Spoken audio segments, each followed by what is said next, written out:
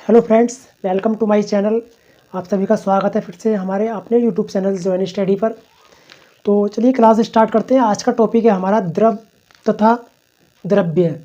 क्योंकि हम पीछे भी कर रहे थे द्रव तथा द्रव्य, क्योंकि द्रव्य की हमने सारी घटनाएं जान ली थी, द्रव्य हमने समझ लिया था कि द्रव्य क्या होता है।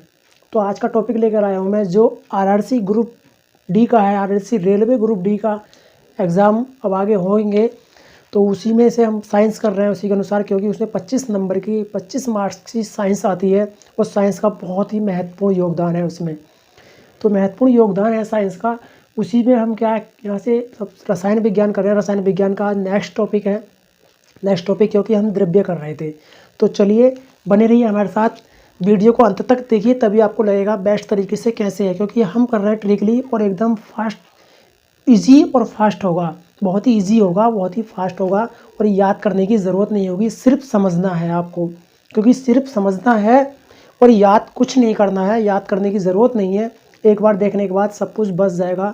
और कैसे कैसे क्वेश्चन बनते हैं, कैसे रेलवे ग्रुप डी क्वेश्चन बनाता है साइंस से, रसायन विज्ञान से और इन टॉपिकों से, क्योंकि ये ऐसे टॉपिक हैं, ये ऐसे कंसेप्ट हैं जिनसे हमेशा ही रेलवे के प्रत्येक एग्ज़ाम में एक क्वेश्चन हमेशा आता है।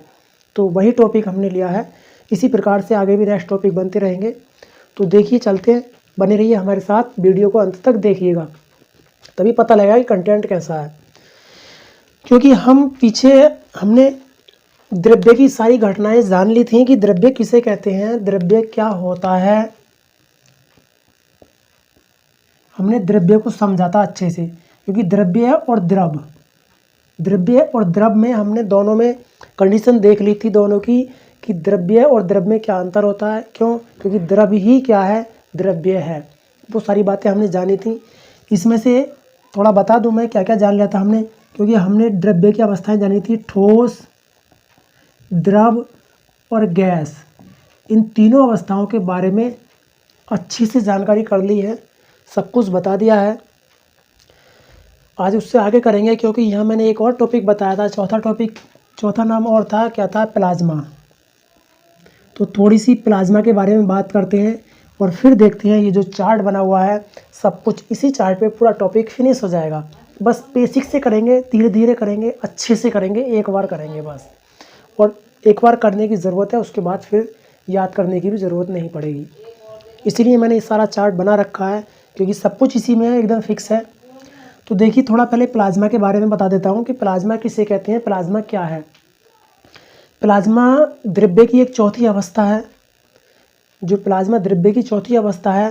क्योंकि ये जो है एक प्रकार से, इसमें जो है प्लाज्मा में, यानी कि धनावेशित आयन और इलेक्ट्रॉन, यानी कि धनावेशित आयन और ऋणावेशित इलेक्ट्रॉन क्या है।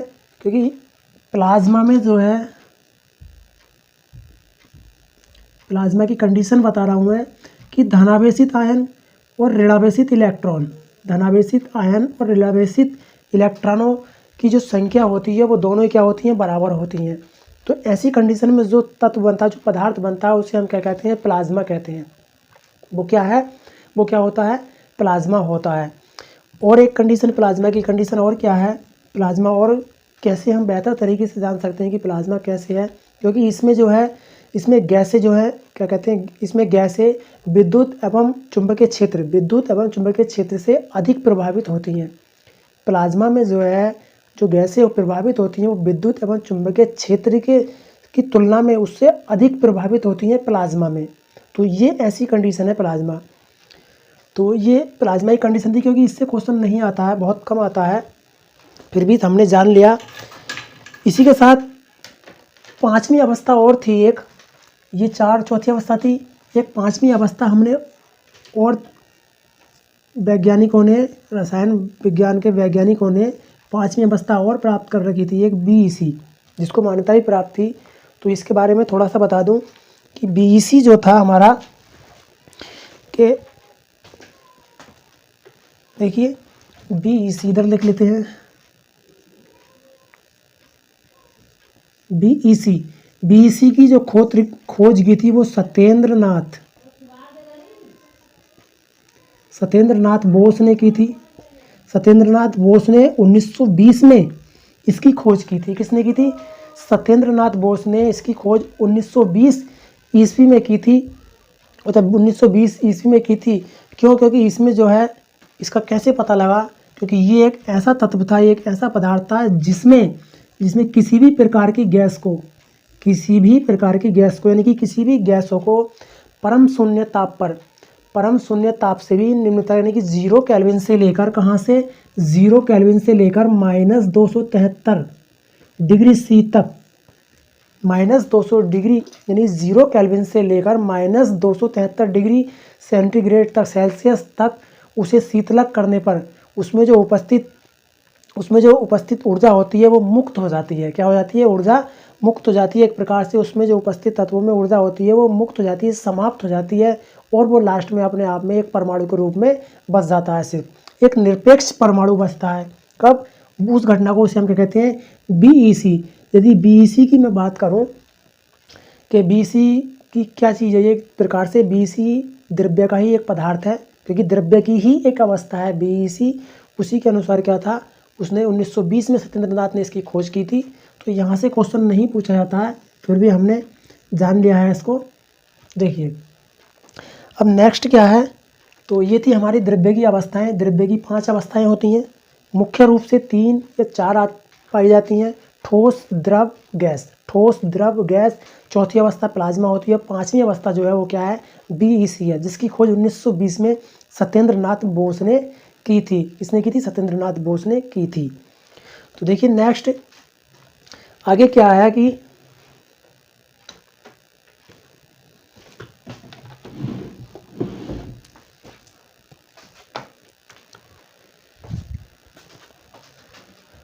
अब देखते हैं ये जो चार्ट बना हुआ है सारा, तो ये किस प्रकार से है, क्योंकि आगे हम पढ़ रहे हैं इन्हीं भौतिक अवस्थाओं के आधार पर भौतिक परिवर्तन।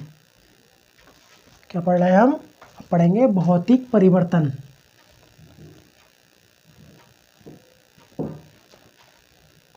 देखिए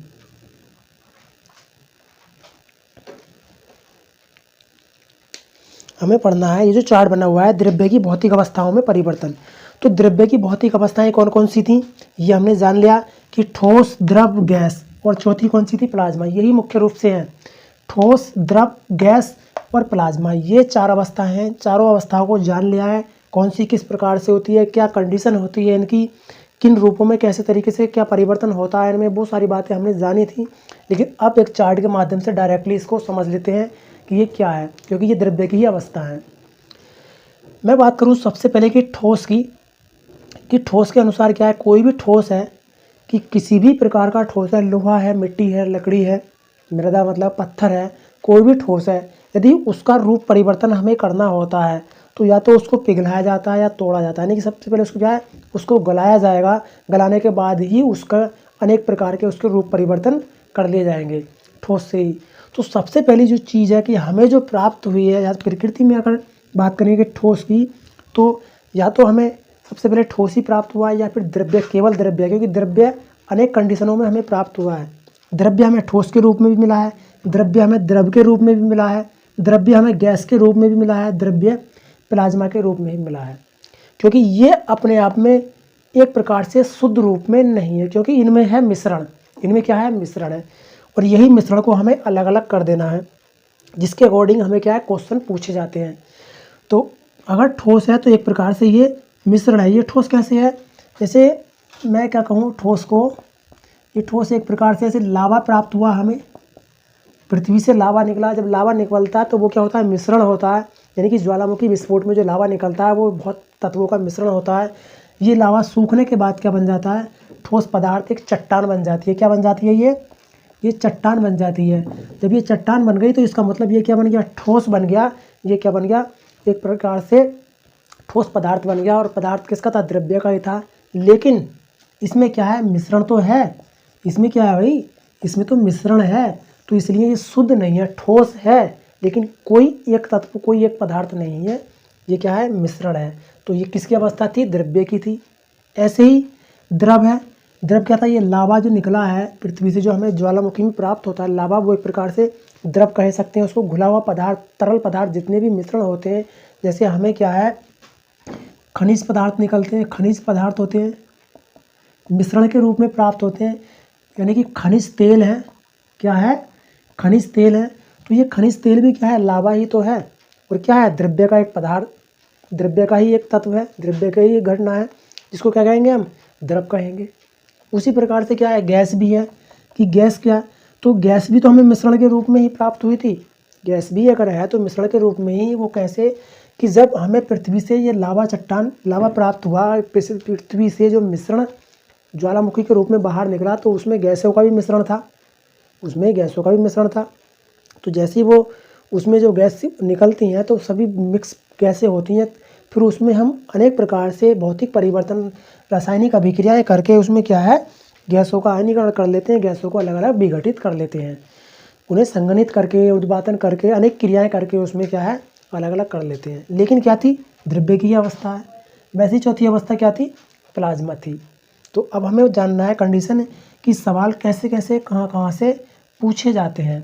तो नंबर 1 है हमारा गलन।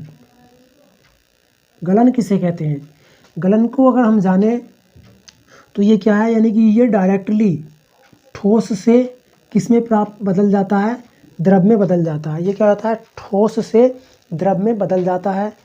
किस में बदल जाता है, ठोस से। देखिए, ठोस से द्रव में, ठोस को जैसे ही हम गलाएंगे तो ये क्या बन जाएगा, द्रव बन जाएगा। ये क्या बन जाएगा, द्रव बन जाएगा। जैसे ही ठोस को हम गलाएंगे तो ये क्या बन जाएगा, ये बनेगा द्रव। तो यहाँ से क्या बना हमारे पास, ये द्रव बन गया। अब इसमें एक चीज़ और थी कि इस ठोस को जिस ताप पर हमने पिघलाया था, इस ठोस को जिस ताप पर हम पिघलाते हैं, जैसे कि मैंने एक गोली ली, ये लोहे का एक टुकड़ा है, ये लोहे का टुकड़ा है, लोहे की एक गोली है, इसको मैं पिघलाऊंगा तो इसको ताप की आवश्यकता है, इसको क्या है, ऊष्मा की आवश्यकता है, इसको हीट की आवश्यकता है, यानी कि इसे क्या चाहिए, ताप चाहिए। इसे क्या चाहिए, ताप चाहिए इसको गलाने के लिए।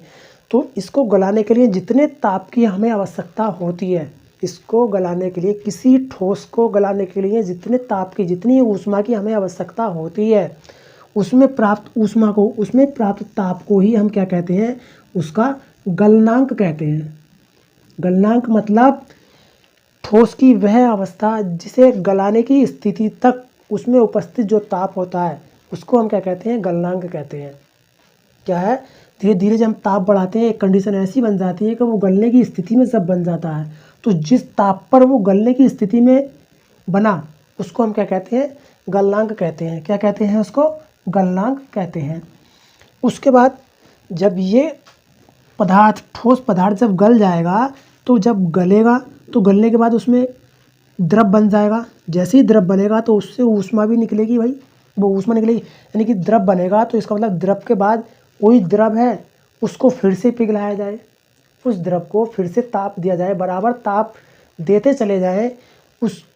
इसे लोहे को पिघलाने के बाद जो हमें पास पिघला हुआ लोहा है, पिघल गया, यानी कि द्रव प्राप्त हुआ, इस द्रव को लगातार पिघलाते रहें, लगातार इसको ताप देते रहें। जब इसको लगातार हम ताप देते रहेंगे तो क्या होगा, एक समय ऐसा होगा ये द्रव वाष्प के रूप में, क्या है, वाष्प के रूप में धीरे धीरे उड़ने लगेगा। धीरे धीरे वाष्प के रूप में वायु से हल्का हो जाएगा, वायु में विलीन हो जाएगा, वायु में उड़ने लगेगा। तो जब जिस ताप पर ये वायु में विलीन हो जाएगा, तो वाष्प की इस घटना को, जो वाष्प बना द्रव, उसको हम क्या कहते हैं, वाष्पीकरण कहते हैं। उसको क्या कहते हैं, वाष्पीकरण कहते हैं। क्या कहते हैं उसको, उसको क्या कहते हैं, वाष्पीकरण कहते हैं। तो देखिए दूसरा क्या है, नंबर 2 वाष्पीकरण। तो वाष्पीकरण कब बना, द्रव, और द्रव से सीधा क्या बन गया, वो गैस बन गया। वाष्पीकरण की घटना कब होती है, वाष्पीकरण में क्या है, द्रव से सीधा गैस में परिवर्तन हो जाना क्या कहलाता है, वाष्पीकरण कहलाता है।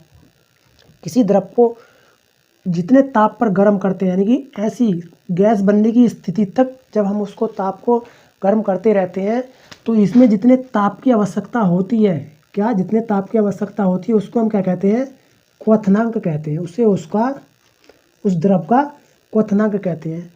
जिस द्रव को उच्च ताप पर गैस परिवर्तन किया जाता है, उस उच्च ताप को ही क्या कहते हैं, हम उस द्रव का क्वथनांक कहते हैं। तो ध्यान रखने की बात यही है कि क्वथनांक क्या होता है या वाष्पीकरण क्या होता है। तो ये समझ आ गया होगा। देखिए नेक्स्ट हम क्या है,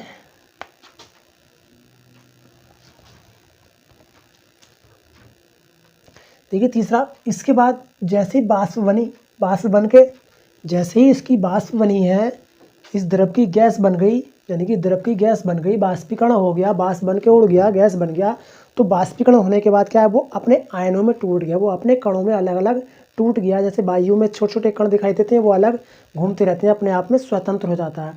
तो जैसे ही वो अपने आयनों में टूटा तो आयनीकरण हो गया, उसको हम क्या कहते हैं, उसे आयनीकरण कहते हैं। कैसे, ठोस से गलाया हमने, गलन बन गया, वो द्रव बन गया, द्रव से उसकी बाष्प बन जाएगी, उसको ताप देते रहेंगे। जैसे ही बाष्प बनेगा उसके बाद वो अपने आयनों में टूट जाएगा, टूटने के बाद क्या है, वो बिखर जाएगा स्वतंत्र रूप में।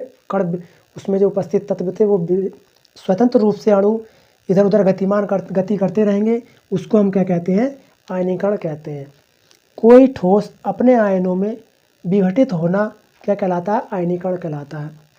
कोई द्रव अपने आयनों में टूटकर बाष्पीकृत हो जाना क्या कहलाएगा, आयनीकरण कहलाएगा। कोई ठोस द्रव अवस्था में बनकर बाष्पीकरण होकर आयनों में टूट जाना क्या कहलाएगा, आयनीकरण कहलाएगा। तो ये 3 कंडीशन थी। नेक्स्ट हमारी क्या है, तीसरा हमारा है संघनन।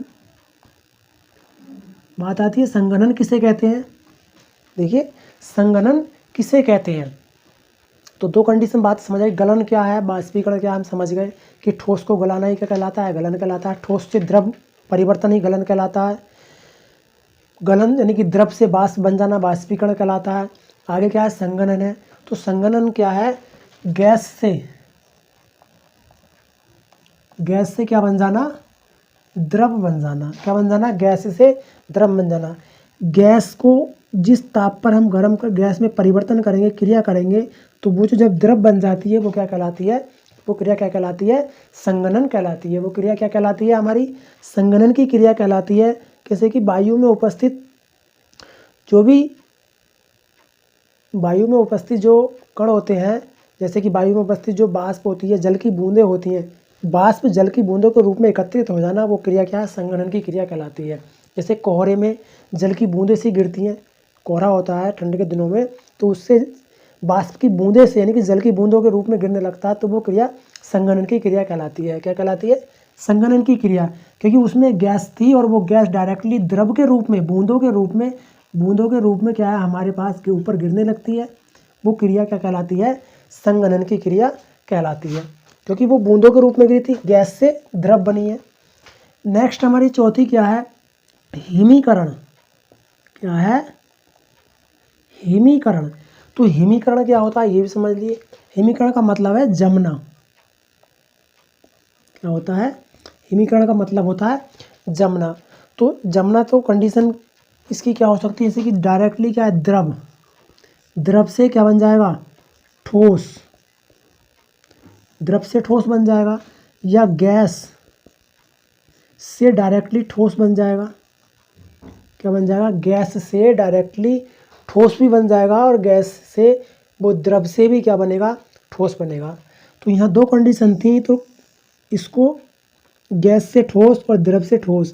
तो हिमीकरण की जो कंडीशन है कि जब कोई द्रव ठोस अवस्था में परिवर्तित हो जाता है तो वो क्या कहलाता है, हिमीकरण कहलाता है, यानी कि जमना कहलाता है। जैसे कि द्रव बर्फ से वो जल से बर्फ बन जाना, जल से बर्फ का जमना क्या कहलाएगा, हिमीकरण कहलाएगा। जल से बर्फ का बन जाना क्या कहलाएगा, हिमीकरण कहलाएगा। या जो ज्वालामुखी निकलता है, लावा निकलता है, वो द्रव क्या चट्टान के रूप में परिवर्तित हो जाता है, तो वो भी जमना कहलाता है। तो वो भी क्या है, हिमीकरण कहलाता है। कि लावा का जमना, ज्वालामुखी से निकला लावा चट्टान के रूप में परिवर्तित हो जाना, वो जो क्रिया है वो क्या कहलाती है, हिमीकरण की क्रिया कहलाती है। जल से बर्फ का जमना क्या क्रिया कहलाती है, हिमीकरण की क्रिया कहलाती है। तो ये कंडीशन समझ आ गई होगी। इसके बाद जब हिमीकरण की कंडीशन हमें समझ आ गई तो आगे क्या है, ऊर्ध्वपातन। आगे 5वां है हमारा ऊर्ध्वपातन। ये देखिए 5वां है ऊर्ध्वपातन। हिमीकरण हमने समझ लिया कि द्रव से ठोस बन रहा है तो हिमीकरण, गैस से द्रव बनता है तो संघनन, गैस से द्रव बनता है तो संघनन, द्रव से ठोस बनता है तो हिमीकरण यानी कि जमना। आगे है ऊर्ध्वपातन, यानी कि सीधा डायरेक्टली ठोस से गैस में परिवर्तित हो जाना। सीधा डायरेक्टली ठोस से गैस में परिवर्तित हो जाना। किसी चीज़ को, कोई ठोस पदार्थ है और वो डायरेक्टली बगैर पिघले, कोई ठोस पदार्थ डायरेक्टली बगैर पिघले हुए सीधे गैस में परिवर्तित हो जाना, ठोस से सीधे गैस में परिवर्तित हो जाना क्या कहलाता है? वो ऊर्ध्वपातन की क्रिया कहलाती है।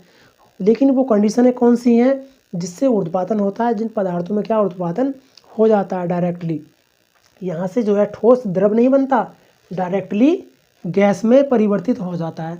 तो ये आप जानते हैं कि जब किसी ठोस को हम पिघलाएंगे तो द्रव बनेगा, स्वाभाविक सी बात है। लेकिन यहाँ क्या है, डायरेक्टली सीधा ठोस से क्या बन रहा है? द्रव बन रहा है। तो यही तो हमें जानना है कि वो कौन सी कंडीशन है, वो कौन सी क्रियाएं हैं, वो कौन सी घटनाएं हैं, वो कौन से पदार्थ हैं जिनमें डायरेक्टली ठोस से गैस परिवर्तित हो जाती है। क्या हो जाती है? डायरेक्टली ठोस परिवर्तित हो जाती है। तो वो कौन सी है?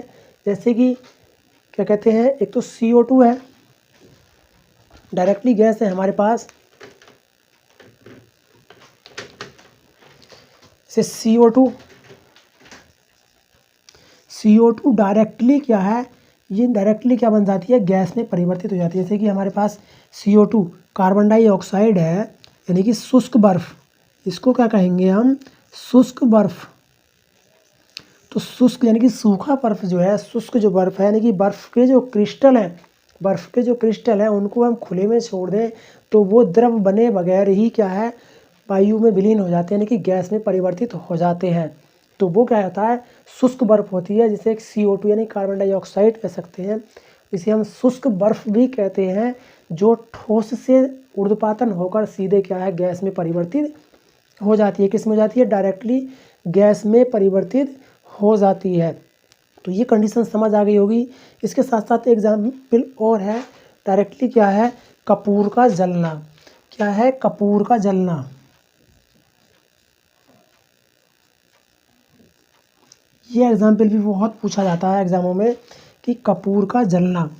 तो जब हम कपूर को जलाते हैं तो कपूर डायरेक्टली द्रव में परिवर्तित ना होकर, कपूर को जब जलाते हैं तो उससे द्रव उत्पन्न नहीं होता, जबकि ठोस है कपूर एक ठोस पदार्थ है। लेकिन जब हम उसको जलाते हैं तो कपूर जलते हुए डायरेक्टली गैस में परिवर्तित हो जाता है, ना कि द्रव में परिवर्तित होता है। तो कपूर की तरह से जो भी पदार्थ हैं ऐसे, जिन्हें डायरेक्टली क्या है, वो गैस में परिवर्तित हो जाते हैं और उसका कोई भी आंशिक रूप नहीं बचता। आपने देखा होगा जो पूजा में, मंदिरों में हम कपूर का उपयोग करते हैं, उस कपूर को जब हम जलाते हैं तो उससे कोई भी अवशेष हमें प्राप्त नहीं होता। क्यों? क्योंकि वो डायरेक्टली गैस में परिवर्तित हो जाता है। तो वो जो घटना थी, वो जो क्रिया है, क्या है? उस क्रिया को हम क्या कहते हैं? ऊर्ध्वपातन की क्रिया कहते हैं। तो ये बात अच्छे से समझ आ गई होगी कि कपूर का जलना कौन सी घटना कहलाती है? वो क्या है?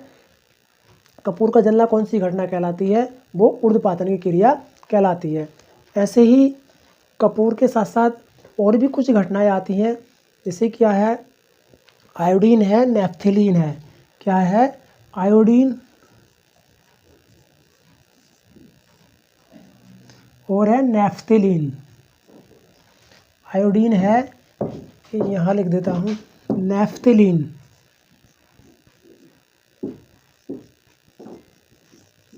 तो नेफ्थलीन भी ये ऐसे पदार्थ हैं, आयोडीन और नेफ्थलीन दो ऐसे पदार्थ हैं ये भी, कि जब हम इनको जलाते हैं तो इनका कोई भी आंशिक रूप हमें प्राप्त नहीं होता और ये द्रव में परिवर्तित हुए बगैर ही क्या है? सीधे ऊर्ध्वपातन की क्रिया करके गैस में परिवर्तित हो जाते हैं। तो ऊर्ध्वपातन के जो हमारे पास एग्जाम्पल थे, एक तो शुष्क बर्फ है, कपूर है, शुष्क बर्फ, कपूर, शुष्क बर्फ। कपूर को जब जलाते हैं डायरेक्टली गैस में परिवर्तित हो जाते हैं। आयोडीन है, नेफ्थलीन है, इनको जब हम जलाते हैं तो ये डायरेक्टली क्या है? गैस में परिवर्तित हो जाते हैं। क्या हो जाते हैं? गैस में परिवर्तित हो जाते हैं। नेक्स्ट, एक भौतिक परिवर्तन अवस्था और होती है, क्या है? निक्षेपण। क्या है? निक्षेपण। तो निक्षेपण क्या होता है? तो देखिए, निक्षेपण क्या है? ये डायरेक्टली गैस से ठोस में परिवर्तित हो जाता है। ऊर्ध्वपातन और निक्षेपण दोनों एक दूसरे के विपरीत क्रिया हैं। कि ऊर्ध्वपातन का जस्ट उल्टा, क्योंकि ऊर्ध्वपातन में क्या हो रहा था कि ठोस जो पदार्थ था, ठोस से डायरेक्टली गैस में परिवर्तित हो रहा था पदार्थ। लेकिन यहाँ क्या है? जब गैस से ठोस बनेगा, जब गैस से ठोस बनेगा तो निक्षेपण की क्रिया होगी, और जब ठोस से गैस बनेगी तो ऊर्ध्वपातन की क्रिया होगी। ये ध्यान रखने वाली बातें हैं कि जब हम गैस से क्या है, गैस से ठोस बनेगा तो निक्षेपण, और जब ठोस से ऊर्ध्वपातन की क्रिया होगी तो क्या बनेगी, गैस बनेगी। तो वो कंडीशन कौन सी हैं, वो कौन से एग्जाम्पल हैं जिनसे क्या है, निक्षेपण की क्रिया होती है और डायरेक्टली क्या है, हमारे गैस से ठोस में परिवर्तित हो जाता है। तो ये आप अच्छी तरह से जानते हैं कि निक्षेपण की क्रिया में जो है कोई भी पदार्थ या द्रव गैस से द्रव के बिना परिवर्तित हुए सीधे ठोस में परिवर्तित हो जाता है। जब ठोस में परिवर्तित हो जाता है तो वो कौन सी कंडीशन है, जैसे कि शीत ऋतु में जलवायु का सीधे क्या है, बर्फ़ बन जाना, बर्फ़ बन जाना। जैसे शीत ऋतु में, जाड़ों के दिनों में जो गर्म वो ठंडी हवाएं होती हैं, जो वाष्प उड़ती है, जाड़ों के दिनों में जो डायरेक्टली वाष्प उड़ती है वो डायरेक्टली क्या है, ठोस में परिवर्तित हो जाती है। ये आप जानते हैं अच्छे तरीके से कि वाष्प का डायरेक्टली जम जाना, बर्फ़ बन जाना, वो क्या कहलाएगा, निक्षेपण की क्रिया कहलाती है। उसके साथ साथ इसमें कुछ और भी हैं, जैसे ऐसी कंडीशनें और भी हैं जिससे डायरेक्टली गैस से क्या है, ठोस बन जाता है। तो बर्फ़ तो बनती है हमारे पास, ऐसे ही क्या है, जैसे आयोडीन भी है, आयोडीन में भी यही कंडीशन बनती है। आयोडीन की विपरीत क्रिया में, जैसे कि हम नमक प्राप्त करते हैं समुद्र में, जो जल होता है वो जल को अगर हम देखें तो वो डायरेक्टली क्या है, वैसे वो द्रव है और द्रव से उसमें प्राप्त होता है, तो उसमें भी क्या है, आयोडीन की कंडीशन, नमक की कंडीशन हम पढ़ेंगे, उसमें एक आएगा आगे, उसको अच्छे से जानेंगे। लेकिन यहाँ निक्षेपण है, यही क्रिया थी, तो ये निक्षेपण की क्रिया थी। तो ये कंडीशन समझ आ गई होंगी कैसे हमें क्या है, ठोस द्रव गैस में कौन सी घटनाएं की, 6 तरह की हमने घटनाएं की। हमने क्या क्या किया, गलन किया। चलिए मेरे साथ चलिए, इसको जल्दी से अच्छे से रिवाइज कर लेते हैं, क्या क्या मैंने समझाया, क्या क्या बोला है आपको। कि गलन था, गलन का मतलब है ठोस से द्रव में परिवर्तित हो जाना, ठोस द्रव में परिवर्तित हो जाना गलन कहलाता है। ठोस को द्रव में परिवर्तित हो जाना क्या कहलाता है, गलन कहलाता है। और जिस ताप पर कोई वस्तु, कोई ठोस पदार्थ गलता है उसे उसका गलनांक कहते हैं। नेक्स्ट था हमारा वाष्पीकरण। जब कोई द्रव वाष्प में परिवर्तित हो जाता है, तो वो जो क्रिया होती है वाष्पीकरण की क्रिया कहलाती है। क्या कहलाती है, वाष्पीकरण की क्रिया कहलाती है। और जिस ताप पर कोई द्रव वाष्प में परिवर्तित होता है उसे हम उसका क्वथनांक कहते हैं, उसे उस द्रव का क्वथनांक कहते हैं। नेक्स्ट है हमारा संघनन। संघनन मतलब जमना, जमने का मतलब जब कोई चीज़ क्या है, वो संघनन मतलब जमना नहीं, जैसे कि वाष्प में कोई गैस द्रव के रूप में परिवर्तित होकर, द्रव के रूप में परिवर्तित हो जाना, कोई गैस द्रव के रूप में परिवर्तित हो जाना क्या कहलाती है, संघनन कहलाती है। जैसे कि जाड़ों के दिनों में वाष्प क्या है, बूंदों के रूप में, वायु क्या है, बूंदों के रूप में हमारे ऊपर गिरती है, तो वो क्या है, एक तरह से संघनन की क्रिया कहलाती है। नेक्स्ट था हमारा हिमीकरण। हिमीकरण यानी कि जमना, जमने का मतलब जैसे कि बर्फ़ से, वो जल से क्या है, बर्फ़ जम जाती है, यानी कि द्रव का डायरेक्टली क्या है, ठोस में परिवर्तित हो जाना। द्रव का ठोस में परिवर्तन हो जाना क्या कहलाता है, हमारा हिमीकरण कहलाता है। तो हिमीकरण के एग्जाम्पल क्या है, जैसे कि जल से बर्फ़ का बन जाना, जल से बर्फ़ का बन जाना क्या कहलाता है, हिमीकरण कहलाता है। या फिर ज्वालामुखी से जो लावा निकलते हैं, वो लावा से जो चट्टान बन जाती है, वो भी क्या एक तरह से हिमीकरण कहलाता है। नेक्स्ट था हमारा पाँचवा था ऊर्ध्वपातन। ऊर्ध्वपातन का था कि कोई पदार्थ या द्रव डायरेक्टली ठोस से द्रव के बिना ही सीधे गैस में परिवर्तित हो जाना क्या कहलाता है, उसका ऊर्ध्वपातन कहलाता है। डायरेक्टली ठोस से गैस में परिवर्तित हो जाना, डायरेक्टली क्या कहलाता है, ऊर्ध्वपातन कहलाता है। और वो कौन सी घटनाएं थी कि कपूर का जलना क्या कहलाता है, ऊर्ध्वपातन की घटना कहलाती है। आयोडीन का जलना ऊर्ध्वपातन की घटना है हमारा। और था नेफ्थेलीन का भी जलना क्या है, हमारी ऊर्ध्वपातन की घटना कहलाती है। नेक्स्ट था जस्ट इसके विपरीत की, ऊर्ध्वपातन के जो विपरीत की क्रिया होती हैं वो क्या कहलाती है, निक्षेपण की क्रियाएं कहलाती हैं। क्या कहलाती है, निक्षेपण की क्रियाएं कहलाती है। तो ये आप अच्छी तरह से जानते हैं कि निक्षेपण की क्रिया में कोई गैस डायरेक्टली ठोस में परिवर्तित हो जाना ही निक्षेपण की क्रिया कहलाती है। और वो क्रिया कौन सी कंडीशन में होती है, जैसे कि जाड़ों के दिनों में डायरेक्ट वाष्प का बर्फ में परिवर्तित हो जाना क्या कहलाएगा, निक्षेपण की क्रिया कहलाती है। उसके उल्टा ठोस से डायरेक्टली गैस में परिवर्तित हो जाना क्या कहलाता है, ऊर्ध्वपातन कहलाता है। तो ये थी द्रव्य की अवस्थाओं के कुछ भौतिक परिवर्तन जो हमने जान लिए और अच्छे से समझ लिए। तो याद करने की ज़रूरत नहीं थी, इसमें जो एग्जाम्पल थे, जो मोस्ट एग्जाम्पल कुछ आते हैं वही हमने जान भी लिए हैं। दूसरा मैं और ये बता दूं कि जो हमारे इन्हीं अवस्थाओं में जो भौतिक गुण होते हैं, क्या होते हैं, भौतिक गुण। तो ध्यान रखिएगा, भौतिक गुण किन्हें कहते हैं, और एक होते हैं रासायनिक गुण। एक क्या होते हैं, रासायनिक गुण। तो हम भौतिक परिवर्तन की बात कर रहे थे, और तो यहाँ से भौतिक गुण मैं बता दूं कि भौतिक गुण एक प्रकार से है किसी भी पदार्थों में किसी भी तत्वों को मिक्सर करके हम उसका रूप परिवर्तित कर देना, रंग परिवर्तित कर देना, उसमें गंध में परिवर्तित यानी कि उसके स्वाद में परिवर्तन कर लेना, अपने तरीके से जो हम उसमें क्रिया कर लेते हैं वो क्या कहलाता है, उसका भौतिक परिवर्तन कहलाता है। किसी पदार्थ में अपने तरीके से परिवर्तन कर देना, उसमें वो क्या है, एक तरह से भौतिक परिवर्तन कहलाता है। उसमें कोई भी परिवर्तन हम कर लेते हैं तो वो क्या है, सब भौतिक परिवर्तन होते हैं। इसके साथ साथ कुछ और भी चीज़ें हैं हमने इसमें, और क्या था, यानी कि भौतिक परिवर्तन और कौन कौन से होते हैं, जैसे कि ये हमने सीधे मैंने सारे पढ़े, गलन पढ़ा, घनत्व था, या क्वथनांक है, गुणांक, द्रवणांक है, यानी कि द्रव से द्रवणांक बन जाना, क्वथनांक पढ़ा मैंने, घनत्व हमने जाना, हिमांक हमने जाना, और अपवर्तनांक हमने जाना। उसके किसी तरह पदार्थ के घुलने की स्थिति जो होती है, घुलनशीलता होती है, घुलनशीलता को जाना। ये सब क्या आते हैं, हमारे भौतिक परिवर्तन के अंतर्गत आते हैं। तो यहाँ ध्यान रखिएगा कि भौतिक परिवर्तन में क्या है, हम रंग परिवर्तित कर देते हैं, उसके स्वाद में परिवर्तन हो जाता है, भौतिक परिवर्तन होता है। किसी में गंध में परिवर्तन हो जाना, भौतिक परिवर्तन हो जाता है। किसी पदार्थ के घनत्व में परिवर्तन होना भौतिक परिवर्तन कहलाता है। उसकी विशिष्टता में परिवर्तन होना भी भौतिक परिवर्तन कहलाता है, और ही उसका घनत्व परिवर्तित होना ही भौतिक परिवर्तन कहलाता है। किसी पदार्थ में जो उपस्थित क्वथनांक होता है वो भी क्या है, उसका भौतिक परिवर्तन होता है। किसी पदार्थ में जो बाष्पीकरण यानी कि द्रवणांक होता है वो भी उसका भौतिक परिवर्तन की क्रिया में होता है। किसी पदार्थ का हिमांक जो हो जाना, हिमांक होने की जो क्रिया है वो भी क्या है, भौतिक परिवर्तन ही है। उसके साथ ही एक प्रकार से क्या है, अपवर्तनांक है, अपवर्तनांक की जो घटना है वो भी क्या है, भौतिक परिवर्तन है। और साथ ही घुलनशीलता भी क्या है, हमारा भौतिक परिवर्तन है। तो ध्यान रखिएगा कि भौतिक परिवर्तन क्या होते हैं। तो उम्मीद करता हूँ आपको अच्छे से समझ आ गया होगा कि ये टॉपिक किस प्रकार से था। डायरेक्टली मुझे मानी याद भी हो गया होगा, क्योंकि रिवीजन भी कर लिया हाथों हाथ और पढ़ भी लिया, समझ भी लिया।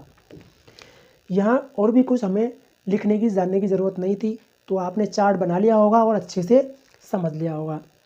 चलिए क्लास यहीं रोकते हैं, नेक्स्ट क्लास में फिर से मिलेंगे नेक्स्ट टॉपिक लेकर।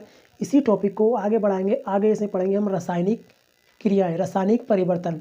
द्रव्य में की जो अवस्थाएं थी, इन अवस्थाओं में हम पढ़ेंगे रासायनिक परिवर्तन। इसके कुछ और भी टॉपिक नेक्स्ट टॉपिक लेंगे, बढ़िया करके अच्छे से बेसिक से पढ़ेंगे, क्योंकि हमें याद करना ना पड़े, डायरेक्टली दिमाग में बसा रहे हमारे। तो हमारे साथ जुड़ने के लिए बहुत बहुत धन्यवाद।